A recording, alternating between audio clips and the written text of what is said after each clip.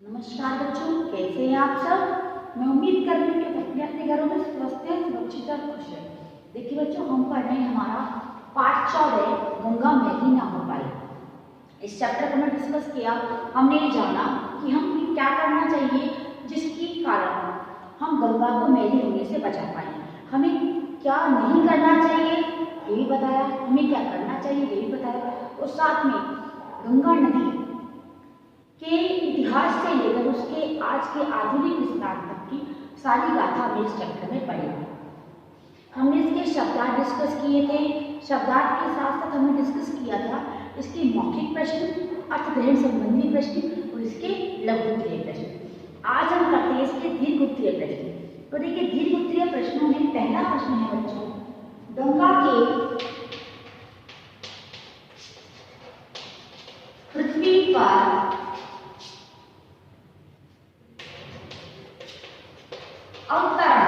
अवतरण था आना संबंधी जो पौराणिक गाथा है,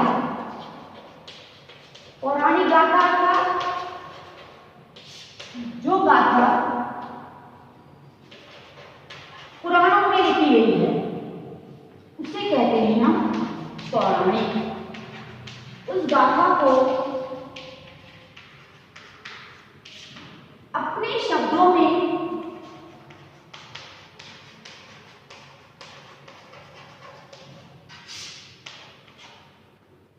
समझाकर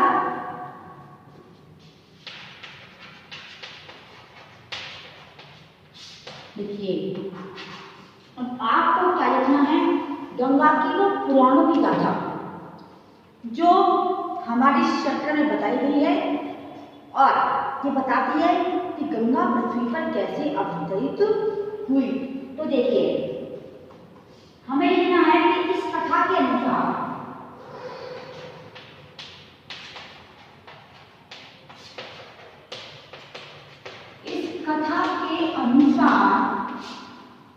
देखिए पेज नंबर 115 पे लिखा हुआ है, भागीरथी ने महाराज भागीरथी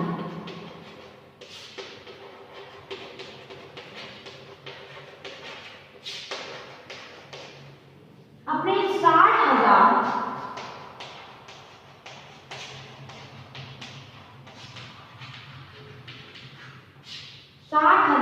अभिषक्त पूर्वज। अभिषक्त क्या होता है बच्चों? जिन्हें किसी का श्राप मिला हो। अभिषक्त पूर्वजों के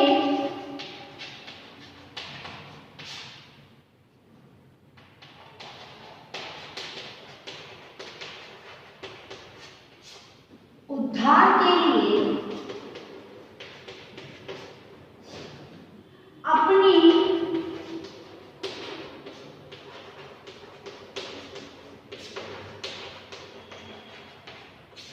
कठोर तपस्या से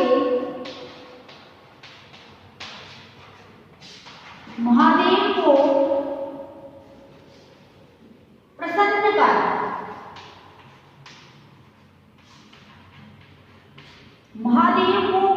कर क्या किया था,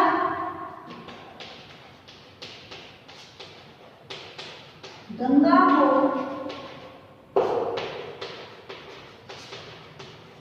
धरती पर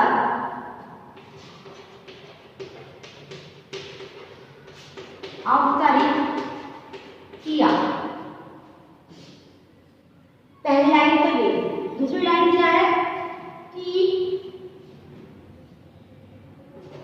भागीरथी के पूर्वज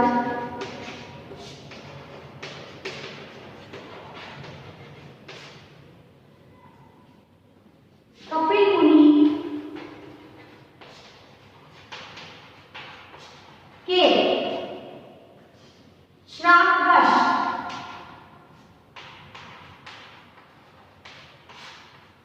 भस्म हो गए थे।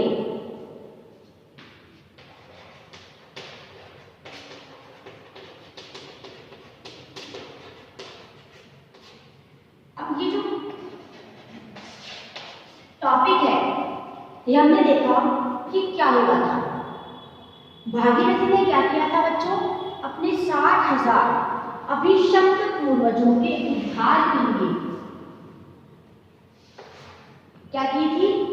अपनी कठोर तपस्या से महादेव को प्रसन्न किया था। भागीरथी ने अपने 60,000 पूर्वजों के उद्धार के लिए कठोर तपस्या की और उस कठोर तपस्या के बल पर उन्होंने क्या किया बच्चों? उन्होंने किया महादेव को प्रसन्न।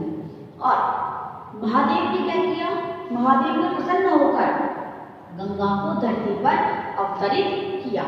अब देखिए, गंगा को धरती पर अवतरित किया, वो पूर्वज को हुआ क्या था? तो देखिए, वो पूर्वज जो थे वो कपिल मुनि के श्रापवश, उन्हें कपिल मुनि का श्राप लगा था।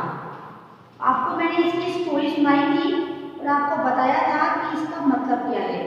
तो उनको कपिल मुनि का श्राप लगा था, उन्होंने कपिल मुनि का अपमान किया था, क्रोधावेश में आकर कपिल मुनि ने श्राप दे दिया था और श्राप की वजह से वो सभी के सभी क्या हो गए थे? भस्म हो गए थे। तो उनके उद्धार के लिए भागीरथी ने क्या किया? कठोर तपस्या की। उस तपस्या से महादेव को प्रसन्न किया और उसके बाद महादेव ने गंगा को धरती पर अवतरित किया। अब देखिए इसका सेकंड क्वेश्चन। इसका सेकंड क्वेश्चन है बच्चों, गंगोत्री नामक हिमनदी की विशेषताएं लिखिए।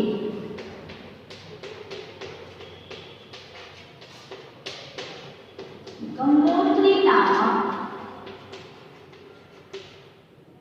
हिमनदी की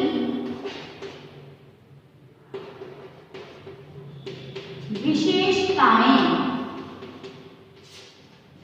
लिखिए। क्या है इसकी विशेषताएं? गंगोत्री नामक हिमनदी की, तो निकालिए इसका पेज। इसका पेज नंबर है आपका 116। उस पे लिखा गया है गंगोत्री नामक हिमनद की विशेषता है कि यह हिमनद लगभग 25 किलोमीटर लंबा, 4 किलोमीटर चौड़ा और 40 मीटर ऊंचा है। और यह कहाँ है? गोमुख के रास्ते पर चिरबासा गांव में इस विशाल हिमनद के दर्शन मिलते हैं। तो पेज नंबर 116 में जो फर्स्ट पैराग्राफ की फर्स्ट लाइन से स्टार्ट करते हैं कि गंगोत्री नामक हिमनद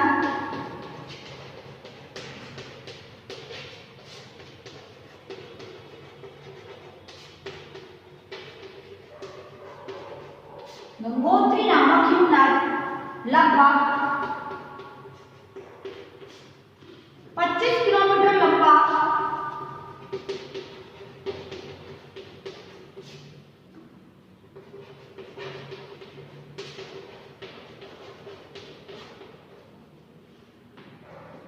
4 किलोमीटर चौड़ा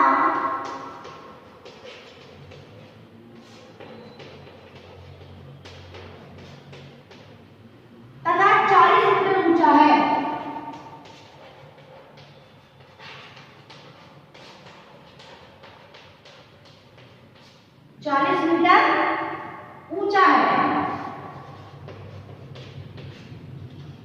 गोमुख के रास्ते पर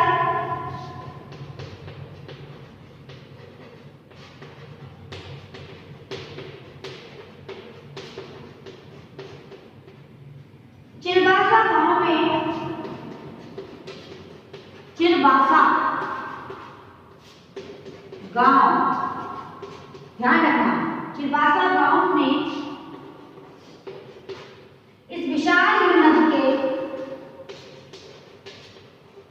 आपको पता है कि हिमनद अर्थात बर्फ का नदी, बर्फ की नदी, विशाल हिमनद के दर्शन होते हैं। इस विशाल हिमनद के दर्शन होते हैं। कहाँ होते हैं? गोमुख के रास्ते पर चिरबासा गांव में। तो देखिए इसका फर्स्ट क्वेश्चन डिस्कस किया, सेकंड किया। अब करते हैं इसका थर्ड क्वेश्चन। तो देखिए थर्ड क्वेश्चन इसका, देखिए इसका थर्ड क्वेश्चन। थर्ड क्वेश्चन है गंगा किस स्थान पर मैदानी भाग को स्पर्श करती है? गंगा किस स्थान पर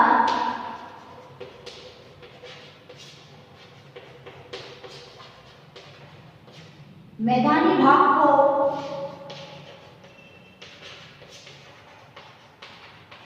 स्पर्श करती है। यानी गंगा मैदान पर कहाँ आती है? तो देखिए इसका आंसर, गंगा लगभग 200 किलोमीटर का पहाड़ी रास्ता तय करने के पश्चात, पेज नंबर 116 पर है बच्चों, ये पेज नंबर 116 पर ही लिखा हुआ है। और इसके साथ साथ हमें लिखना है जो उसी के नीचे लिखा हुआ है, लगभग 200 किलोमीटर का पहाड़ी रास्ता तय करने के बाद गंगा ऋषिकेश होते हुए हरिद्वार के मैदान को स्पर्श करती है। उसके बाद यह कहाँ जाती है? यह मैदानी क्षेत्रों जैसे गढ़मुक्तेश्वर, फर्रुखाबाद, कन्नौज, बिठूर, कानपुर होते हुए तीर्थराज प्रयाग अर्थात इलाहाबाद पहुंचती है। तो लिखिए गंगा लगभग 200 किलोमीटर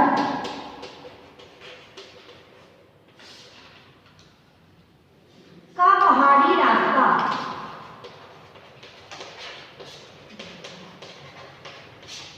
तय करने के बाद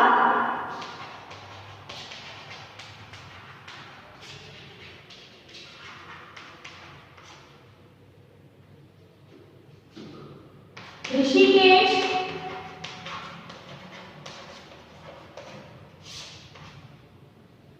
होते हुए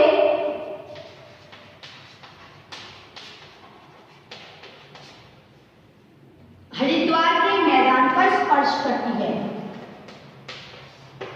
ऋषिकेश होते हुए हरिद्वार के मैदान का स्पर्श करती है। स्पर्श करती है अर्थात हरिद्वार के मैदान पर उतरती है। इसके पश्चात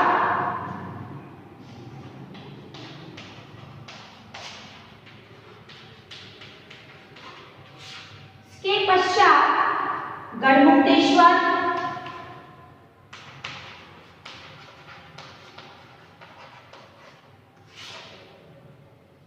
फर्रुखाबाद,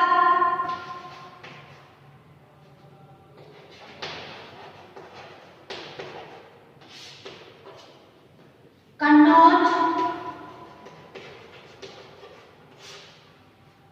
बिठूर, कानपुर होते हुए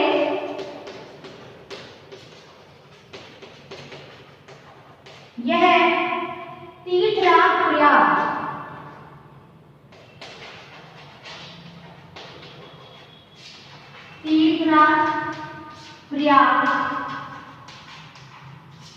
अर्थात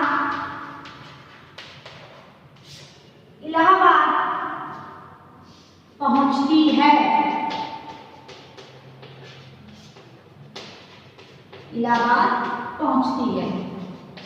क्वेश्चन मैंने बता दिया आपको, आंसर ने बता दिया पेज नंबर 116 में सेकंड पैरा की 4th लाइन, लगभग 200 किलोमीटर का पहाड़ी रास्ता तय करने के बाद, 200 किलोमीटर पहाड़ों के रास्ते से आने के बाद यह कहाँ आती है? ऋषिकेश से एंटर होते हुए हरिद्वार के मैदान को स्पर्श करती है। सबसे पहले कहाँ स्पर्श करती है? हरिद्वार के मैदानी भाग को। इसके बाद ये कहाँ जाती है बच्चों? गढ़मुक्तेश्वर, फर्रुखाबाद, कन्नौज, बिठूर और कानपुर, इन 5 जगह के रास्ते को तय करने के बाद यह तीर्थराज प्रयाग अर्थात इलाहाबाद पहुंचती है।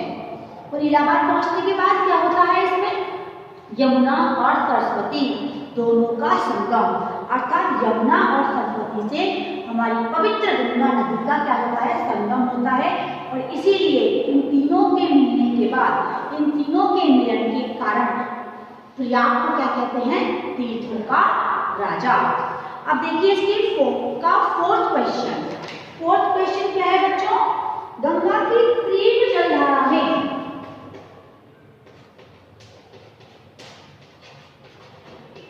गंगा की तीव्र जलधारा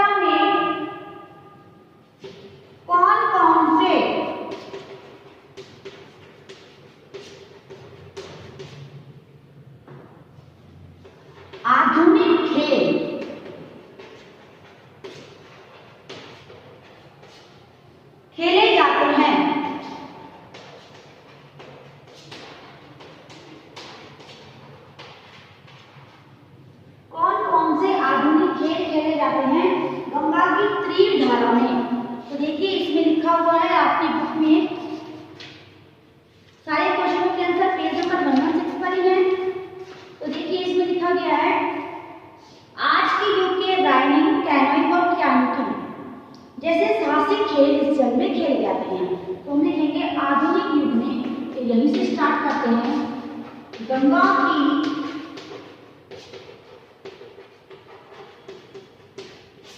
तीव्र जलधारा में राफ्टिंग, कैनोइंग,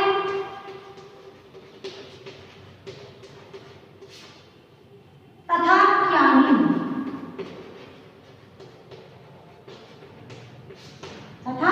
क्याकिंग जैसे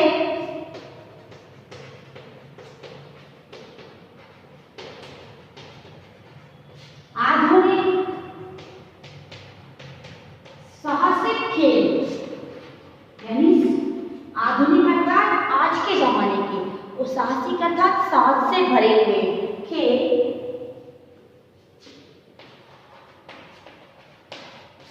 खेले जाते हैं। आप देखिए इस क्वेश्चन के आंसर को अच्छे से देखें। हम नेक्स्ट क्वेश्चन का आंसर भी सॉल्व करेंगे। देखिए इसको, देखिए नेक्स्ट क्वेश्चन का आंसर है, गंगा ने किन किन धार्मिक मान्यताओं को अपने आंचल में पनाह दी है। तो करते हैं इसका आंसर। देखिए क्वेश्चन का आंसर लिखते हैं हम। नेक्स्ट क्वेश्चन हमारा,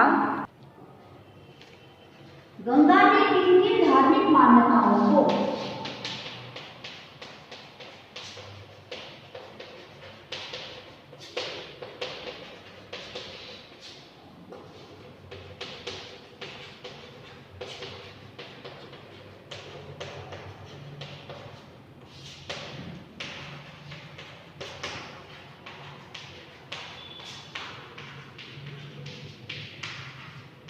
अपने आंचल में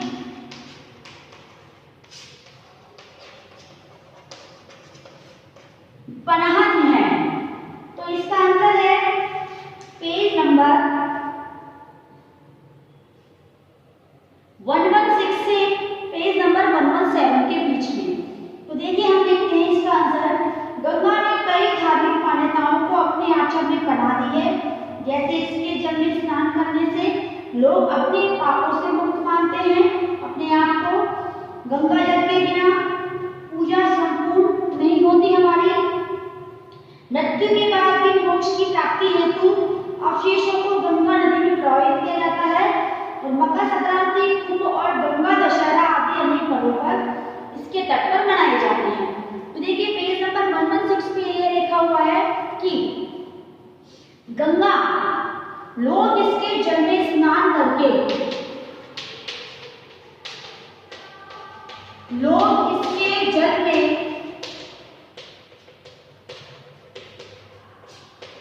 स्नान करके अपने को पवित्र,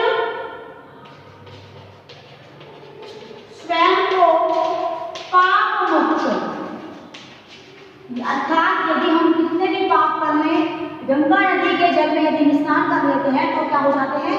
पाप मुक्त, पाप मुक्त मानते हैं।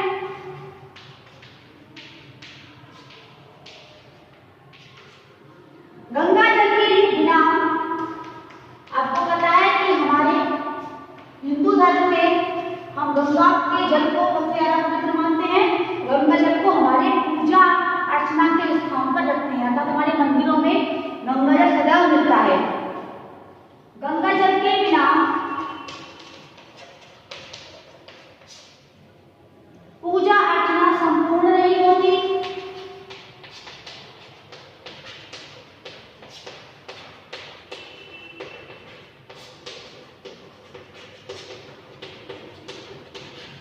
नहीं होती। मकर संक्रांति,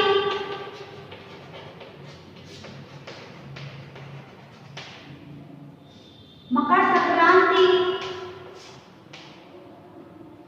कुंभ तथा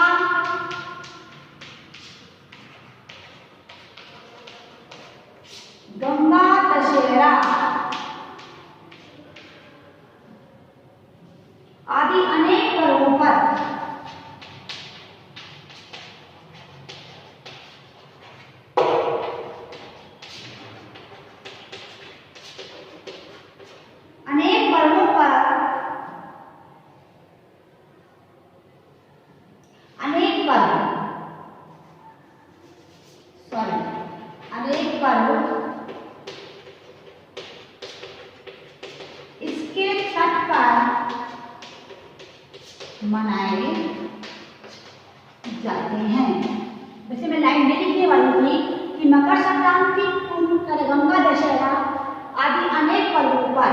क्या होता है, यहाँ पर दीपदान किया जाता है।